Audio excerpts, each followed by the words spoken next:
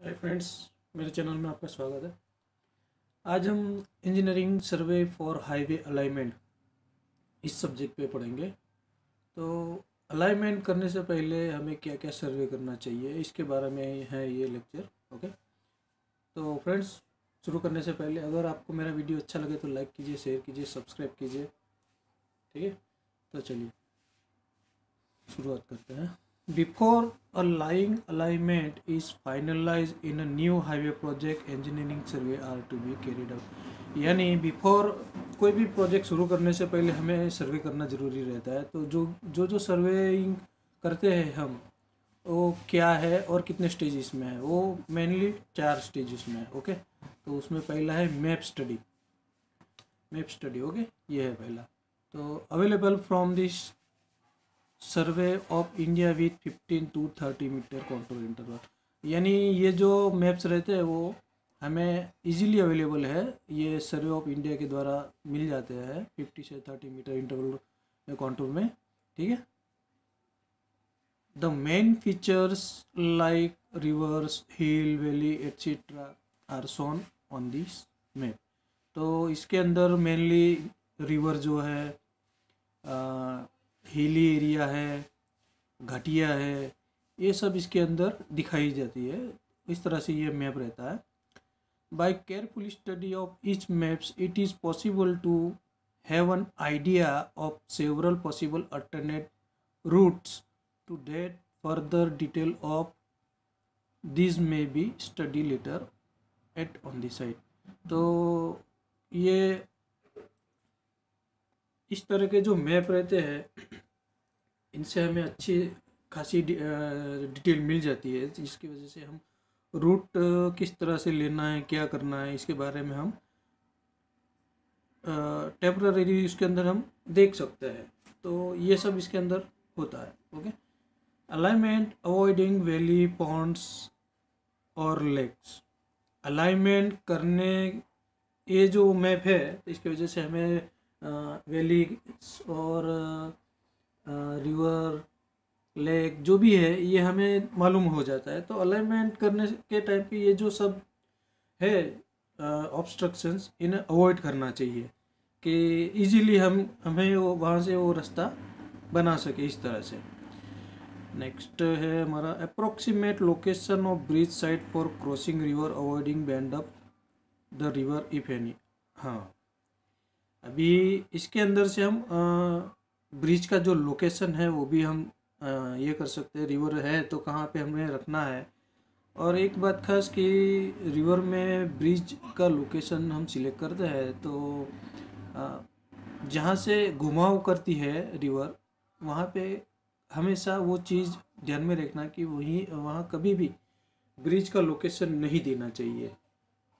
Okay, when road is to be connected between two station, one of the top and other of the foot of hill, then alternate routes can be suggested keeping in the view of design or ruling gradient and maximum permissible gradient। यानी इस map के द्वारा हम मान लीजिए एक नीचे से ऊपर जाना है या ऊपर से नीचे जाना है। ओके, तो उसमें हम अल्टरनेट रूट चॉइस कर सकते हैं कि हमें कौन कौन से रास्ते अच्छे रहेंगे, इजी रहेंगे। तो ये जो मैप है इसके द्वारा हम ये सब जान सकते हैं। ओके, और ये दूसरी बात कि जो ग्रेडियंट देना है, कितना देना है और मैं किस तरह से देना है, वो भी ये इसके द्वारा हमें मालूम पड़ जाता है। क्योंकि ये जो कॉन्टूर में रहता है तो इसके अंदर लेवल्स दिए रहते हैं। ओके, जो हिली एरिया है वहाँ पे कितनी हाइट है, तो ये भी हम इसके द्वारा जान सकते हैं। ठीक है, तो ये था हमारा मैप स्टडी के बारे में। अगला है हमारा रिकोनिजेशन, रिकोनिजेंस। ठीक है, रिकोनिजेंस सर्वे। तो ये है, तो ये क्या बताता है वो भी मैं आपको बता देता हूँ। The second stage of engineering survey for highway alignment is the reconnaissance survey. इसको अब रिकोनिजेशंस भी कह सकते हैं। ओके, मतलब जिस तरह से आप उच्चारण क्या करते हैं।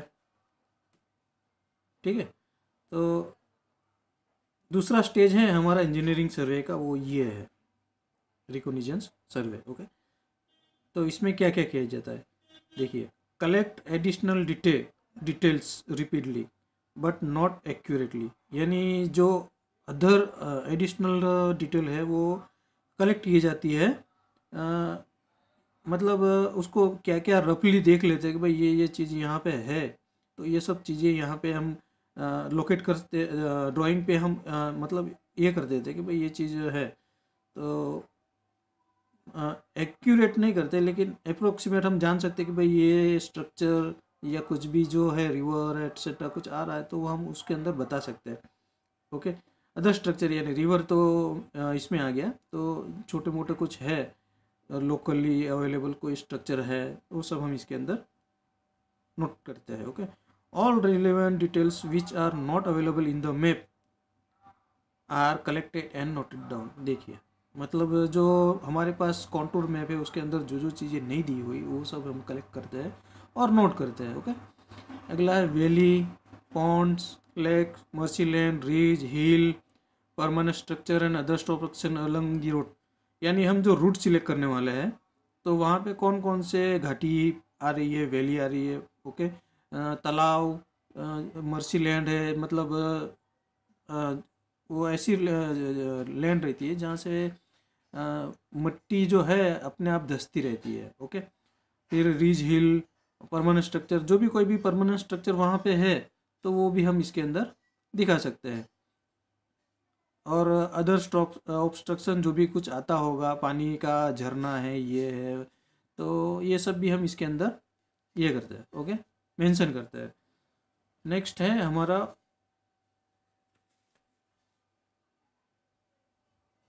approximate value of gradient, length of gradient and curves of alternate alignment, यानी इसके द्वारा हम अप्रोक्सीमेट जो ग्रेडियंट है कितना दे सकते हैं ये जान सकते हैं, और इसकी लेंथ कितनी रहेगी, कर्व किस तरह से दिया जाएगा, तो ये सब इसके अंदर हम लोग जान सकते हैं। ओके, तो ये भी हम इसके अंदर ये करते हैं, मेंशन करते हैं।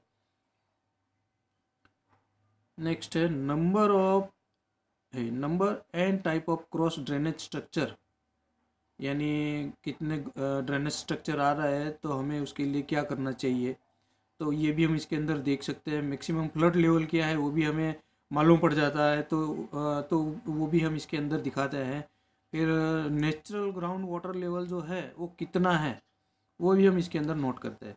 ओके, फिर नेक्स्ट है सॉइल टाइप्स, सॉइल टाइप्स, उसके जो टेस्ट है, ऑब्जर्वेशन ऑफ जियोलॉजिकल फीचर्स, यानी जो भी जियोलॉजिकल फीचर्स हैं वहाँ पे हम वो कलेक्ट करते हैं। सॉइल किस तरह से है, रॉकी है, सैंडी है, हार्ड है, मुरुम टाइप है।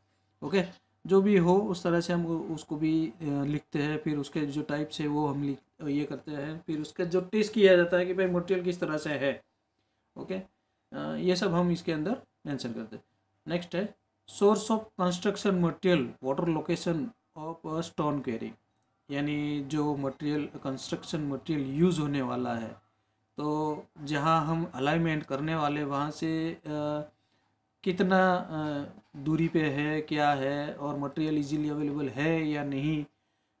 ओके, पानी है तो कितने गहराई पे हम वहाँ पे, चलो मान लीजिए कि सबमर्सिबल बोर हमने किया है तो उसमें से कितने ज़मीन के लेवल पे मिलेगा या नहीं मिलेगा, तो हमें क्या करना चाहिए। फिर स्टोन क्वेरी जो हम फ्लेक्सिबल पेमेंट में हम एज